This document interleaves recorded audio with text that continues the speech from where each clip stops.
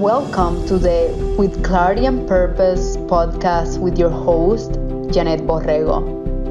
Each week, I bring you an inspiring person or message to empower you to live life on your terms so you can be who you want to be, do what you are meant to do, and have the life you deserve to have. We will provide you with practical and cutting-edge approaches to continue getting clarity and direction on your path, mastering your mindset, and gaining confidence to tap into your inner wisdom so you can live on purpose.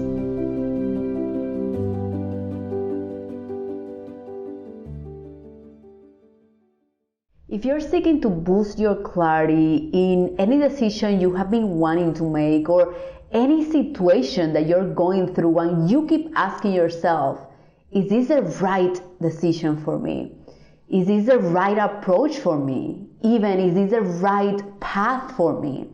I want you to go right now to my show notes because I have prepared a free and simple 3 questions framework for you to go through that by answering these questions, I promise you'll feel a lot more clearer and you'll start creating fulfilling outcomes out of the decisions you're making. Just go right now, or you can go to ybcoaching.com/clarity. Enjoy the episode. Hi everyone, welcome to another episode of With Clarity and Purpose. And today we have a super inspiring guest, Paul Siwek. Siwek or Siwek? I always get confused. Yeah, it's actually Siwek. Most people struggle with it. It's Polish, so it's not very traditional. I love that. I didn't know that. Pronunciation. Paul Siwek. Did I do it right? Yes. Okay, yes, good. So Paul and I actually met when I was in corporate, and many things caught my attention of Paul when I was in corporate. He is a leader in the organization. Some of these things was your interest in helping people, Paul. How relatable and how willing to learn you are. It doesn't matter how high up in the organization you are. So those are the personality traits that were I would love to connect with Paul as a mentor, as a leader on the organization. And not only that, my friends, Paul is an executive in one of the most prestigious consulting companies, global Fortune 500 companies. He's a restaurant owner. We're actually here in Roots. It's a wine bar in Houston. And he's also a real estate investor and a husband and a dad and so much more. So I know you have a full portfolio, Paul, all the time. I try to keep busy. So this interview is going to be juicy with lots of information, lots of advice for all of you, because it's all about inspiring those people that they want to get there, Paul, where you are right now. So thank you so much for being here. I really appreciate it. I appreciate the opportunity to share some of my perspectives and experiences in life. So I love that. Looking forward to the discussion. So I always ask my guests, tell us about your background. Were you born here? I mean, you have a Polish last name. Tell me about it. So, my parents are immigrants, so I understand the immigrant hustle. They came here and actually met in New York and then moved to Houston in the late 70s. I'm born and raised in Houston, so I grew up in Southwest Houston, A-Leaf neighborhood. Went to high school here, went to Austin for university. Worked in the engineering field, traveled, lived in the Middle East for a few years with my former company, and then moved back to Houston about 7 years ago, and it's been basically home my entire life. I love that. I didn't know your parents were immigrants. Yes. I was talking to a friend the other day, and I was telling that friend the most natural entrepreneurs are immigrants, because they have to get here, they have to figure it out, they don't have a path laid out for them. Absolutely. They just make it happen. If you can take that risk to leave your home country, leave everything behind, that says a lot. So I mean, a lot of times the immigrants, and I see the first generation kids there have that additional hustle. I'm not saying everybody can't, but it's something that I think is almost bred in. So I love that. So other than that experience, right, your parents being immigrant, you have a couple of side hustles. So was entrepreneurship in your family? How did you get there? So my parents had small rental portfolio when I was a kid, so I always helped out. Nice. I was on the weekends a painter. I would go clean out apartments when people moved out. So they had 4 units as a kid. So I've always had an interest in, well, numbers and real estate. So that was something I knew I would definitely get into. So after graduating college, my first property that I bought was actually a 4-plex. So I lived in one of the units and I rented out the others, and so I was able to basically, you know, break even on my mortgage, which doesn't hurt. And so from there, just systematically grew slowly, you know, a house here, a duplex here, and just kept kind of stacking that and growing that over the years. I love it. And what about real estate investing? Were you like passionate about, other than growing up around that environment? Yeah. Like, I mean, real estate, something. It's one of the safest businesses that you can go. There's the intrinsic value of the property, so it has a good safety net. So there's the downside risk is lower than in most businesses, so that's beneficial. But I mean, it's just a very logical, traditional investment that made a lot of sense, and something I was exposed to as a child. So I had experience there, and it's something I just really enjoy, transforming properties. So I do a lot of I buy a lot of properties that are maybe in lower income areas, and we completely transform them, make them the nicer properties in the neighborhood. So we're helping improve neighborhoods, building safer housing, do a lot of work with government housing agency, Houston Housing Authority, I didn't know that. Harris County Housing Authority, Salvation Army, Avenue 360, Catholic Charities. So a lot of tenants who have more challenged backgrounds, and we like to work with folks and give them a second chance. Oh my God, that's so inspiring. So you're doing what you're passionate about, and also while doing that, impacting people. Yeah. I love it, because this podcast is all about that. Yeah, completely. So real estate investment, and now you're also in this is wine bar, right? I was reading, it's not necessarily a restaurant, but you have really good bites. I've been there, I've been here, and I loved it. So what took you from real estate investment to this opportunity of creating Roots? So one of my good friends, this was her brainchild and something she wanted to do. The part I bring to the table is I enjoy creating businesses, growing businesses, and building something. Her passion is the food and wine side, mine is the business acumen, and so we fit in well together. So she approached me with the idea probably about 3 years ago now to recreate a wine bar that she used to frequent when she lived in London, and she wanted to bring something home that was similar. So we came up with this concept of Roots. It's a wine bar and restaurant. We have a full service kitchen, really great Gulf Coast cuisine. But the idea was, you know, she actually grew up in this neighborhood. She's from East Houston. Myself, my wife, and her, we're all native Houstonians. So we kind of see this as these are our roots. Houston is our roots. The roots are the most important part of the tree. It's where the nutrients come in to feed the fruit that creates the great wine that we have here. So that was part of the brainchild behind the name and what this concept is all about. Wow, what an inspiring story. And from real estate investment to now being in this industry, which I imagine is different, right? Very different. I'm like, what are the key differentiators there? I mean, it's completely different. This is very people-centric business. So you know, you go as far as the staff you have, and so it's part of this industry. There's a lot of turnover, so there's different sets of challenges working with people versus working, you know, with hard assets like in real estate. Granted, you still have tenants who are the people and who are your customers, but so there's definitely different sets of challenges there. I mean, we've had our struggles and we've had our successes, and so it's I think the biggest thing is to, you know, I don't know if appreciate the right word, but be able to deal with the challenges and the struggles, and then also celebrate the successes. So we've had some, you know, we've battled through COVID. I know. The second week we were open was the freeze in Houston, but we've had, you know, they're up there on the wall, the articles that in Houston Chronicle, Houstonia, Culture everywhere. Map, put us as top 10 new restaurant, top 10 wine programs after being only open 6 months. So I think I love it. There's some That's good things we're impressive. doing, and we're looking forward to 2022 being a great year of growth for us.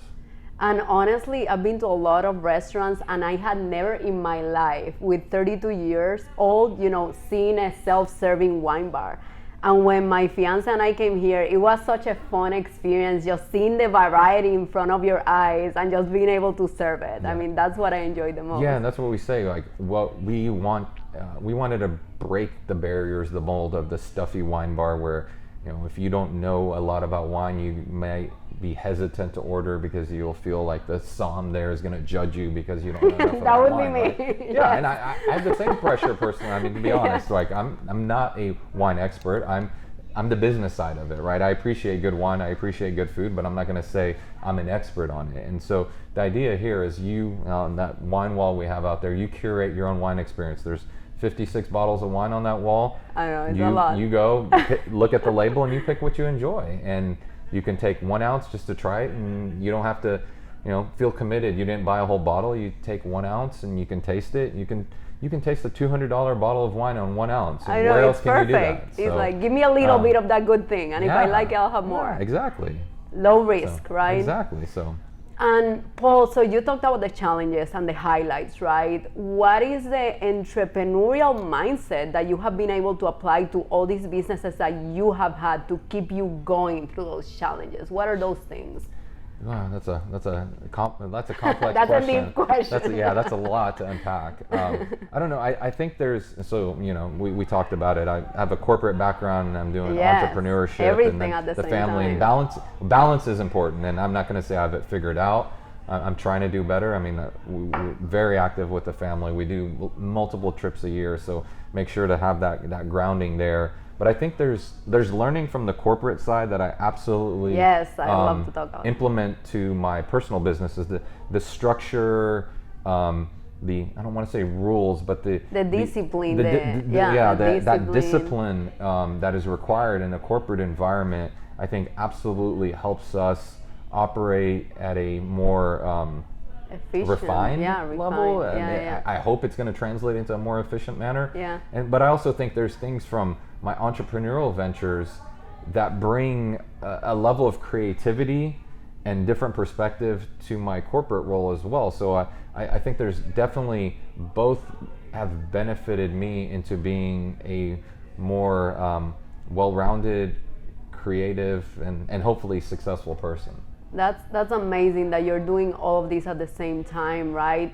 And in order to do that, what are a couple of actionable tips that our audience, because you manage a lot at the same time, right? Right. And I understand you own Roots with 2 more females, so you gotta manage that interaction too and get help. So what are the key things that you do in order to get there? Yeah, so we're a woman-owned business. I know you're doing right? it. I was so excited. We're 75% female, 25% this guy. So we have a business partner, and my wife is involved as well.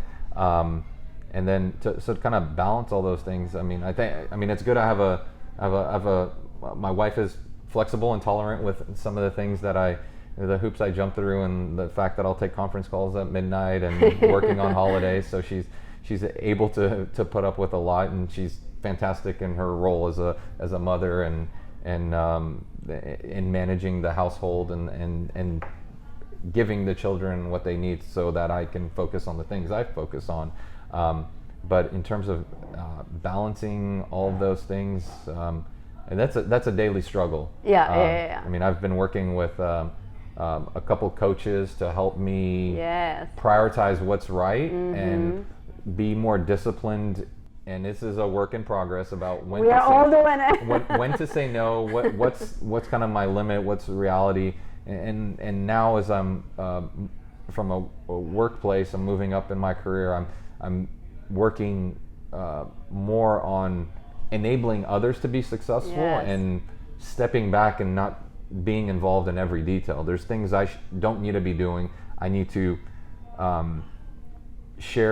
give advice or coaching on what my team needs to be doing, hold them accountable to do that, but I can't do all these things because to run a practice, run a real estate business, run a restaurant, there's no possible way. So I know, it's a lot. You have 4 children. Selecting the right team to be able to implement the objectives, and so I'm working through that mindset shift of moving from a person who's the working individual to being the leader, the manager, the executive, the vision setter role. So I'm going through my own mindset shift that I need to do that to be able to myself be successful and make everybody around me in the best position to be successful as well. And trusting the people, because sometimes I struggle with like trusting that people will do the right things to the quality that I expect. And I mean, what would you say around that? I truly believe that's a challenge for me as a business owner. How do you deal? And I know we're all working through that, right? But how do you deal with that? I wish I had a great answer for that, because that is the thing, like letting go and accepting. Letting go as a theme. And it's hard to, somebody does it a different way, and it doesn't mean it's wrong, but it's hard to not think that's not the way I would have done it. So is it just different, or is it worse? Is it better? That's a great point. It's hard to break out of that mindset. So I mean, I think that's been even the most eye-opening thing with this restaurant venture. It's more out of my comfort zone, and so it's not a business I have a lot of experience in. So there's been a lot of learning, and and now I'm seeing it's been a challenge even applying some of the disciplinary or discipline that I have from corporate, because it's a different industry where people in the restaurant business, they work a slightly different way. So blending that into a culture that is successful and enables everybody to be successful has been a work in progress. I think we've made a lot of strides in this first year of being open. I feel really excited about where we are now heading into the holiday season and finishing in December. We've had our ups and downs, and I feel like we've figured most of the things out, and it's not going to be perfect. It's going to change, but I think we're in a really good position now to have a foundation upon which to build from. So I'm looking forward to 2022 from that perspective. So Paul, in 1 year you tried a new venture, which is this new industry. You're being super successful with your other two partners. And you have had challenges like we all do in life. Yep, of course. What are those, I don't know, key 1 or 2 or 3 things that you guys focused on in order to get here to this successful point? If someone, for example, in our listeners, they're like, oh, I'm interested in that industry, what do they need to focus on? Just like the big buckets, so you can make it. I mean, I think obviously the right research and having the information in certain pieces, I think we did enough of our research, and in certain areas, I would say we should have been more informed and could have done more to be prepared in advance. I think absolutely reaching out, talking to people who have experience in that industry and that background, whether they're a coach, an advisor, informal coach, you can never go wrong with getting advice from enough people. Another thing I think I've learned a lot this year is going with my gut. When my gut says something, that's important. Listen faster. I kind of pushed them aside too much and let people tell me they're doing the right things, even though I didn't feel like they were. And unfortunately, in certain cases, I let things go longer than I should have, and there's some slight regrets around that. But it's a learning opportunity, and so it's listening to my gut and is to me very important, and just having that end vision in mind, holding anybody who's involved accountable to what they've committed to. Not saying make them accountable for more than they should, but if they commit to something, make them accountable. If they're not, there should be consequences, and follow through on those things. So those are some of the things that I feel like I've really learned hard lessons in this year. This is gold. Like, I love doing these interviews because, of course, this is for our audience, but I'm learning so much, and I feel you're talking to me. Like, listen to your gut, letting go. Those are things that I'm working on consistently. Surrendering, okay, trust. So I love that you brought that up, Paul. Now, partnership. So you're in, this doesn't count as a partnership, does it? Because it's 3 people, or still counts like Well, my wife and I are really half, and then our business partner is the other half. So we'll call it partnership. For example, if one of our listeners or more, they're interested in getting in this industry, how do you know when is the right path to go into a partnership based on what you know, right? In specific in this industry, like yeah, the in restaurant? this industry, or in general, based on your real estate and this, Yeah, I mean, so like in my real estate, I've done certain investments on my own, certain with partners, where I'm generally the lead partner and they're more silent investors, and I'm responsible for delivering results to them. So there's some level of pressure. This is different. This is legitimately a partnership. So there's, I don't have sole decision making, right? So it's about bending. It's about understanding. It's communication. And so there's, each person brings their own strengths, brings their own perspectives, and it's trying to understand where people's strengths are. And so, I mean, for us, it's been very natural where there's the construction part, that's my forte, I take lead. Finance, commercial things, everything associated with more of the CFO type, that again is my strength, my passion, so I take lead there. Creative direction, food, wine, those kind of things, the ambiance, customer experience.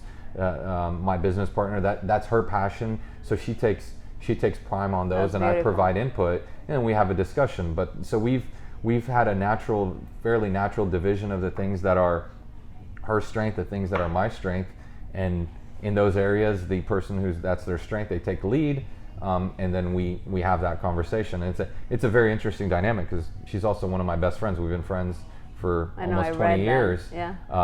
Godmother of one of my kids. I mean, we're super close.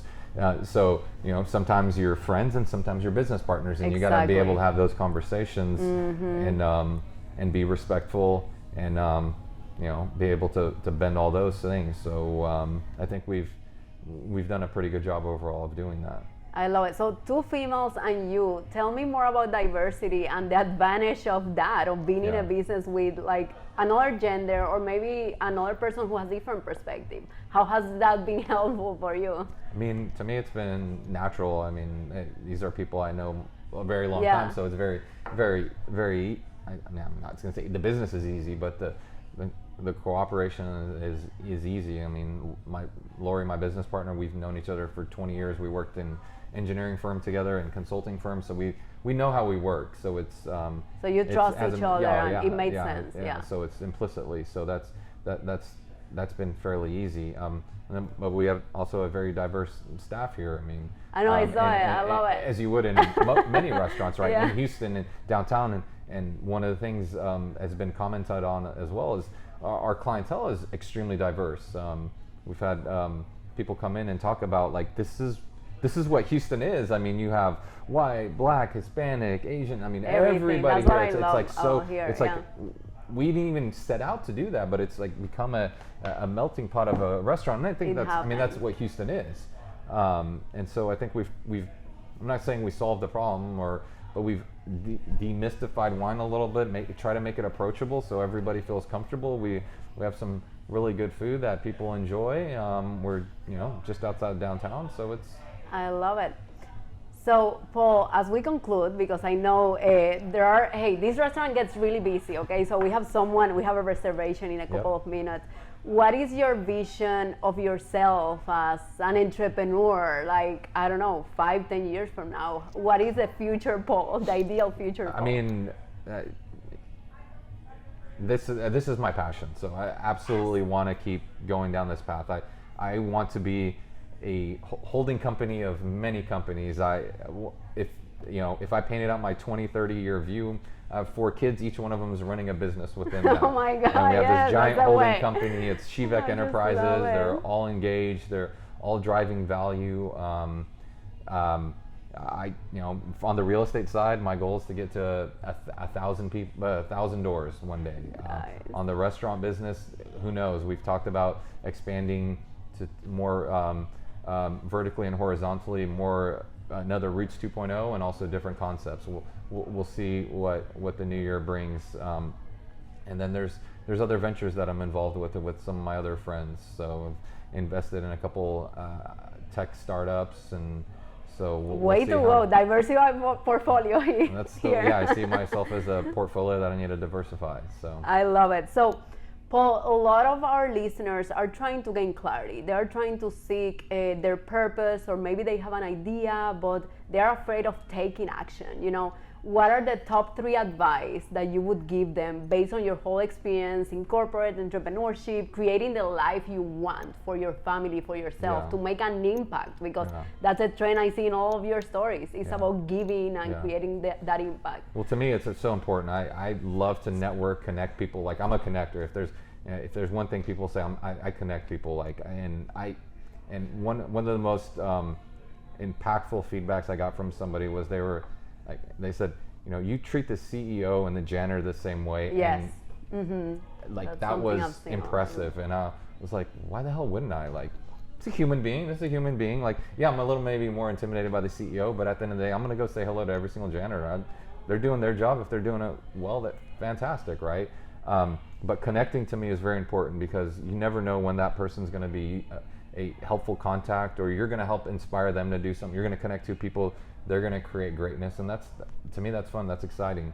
The thing is, you got to find where you're passionate about, where you can have an impact, and you need to take some chances, take some risks.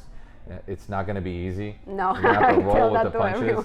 But that's one of the things people will say about me. Like, you don't tell Paul no. You tell him, Paul, no, I'm going to keep bird dogging until it's going to be yes. Like, I'm not going to be difficult about it. I'm not going to be, evil, vindictive. But like, if you put a 10-foot wall, I'm going to find a way to over it. Then you build a 12. I'm going to keep grinding it out. So I mean, you have to have that mentality of grinding it out, because it's not.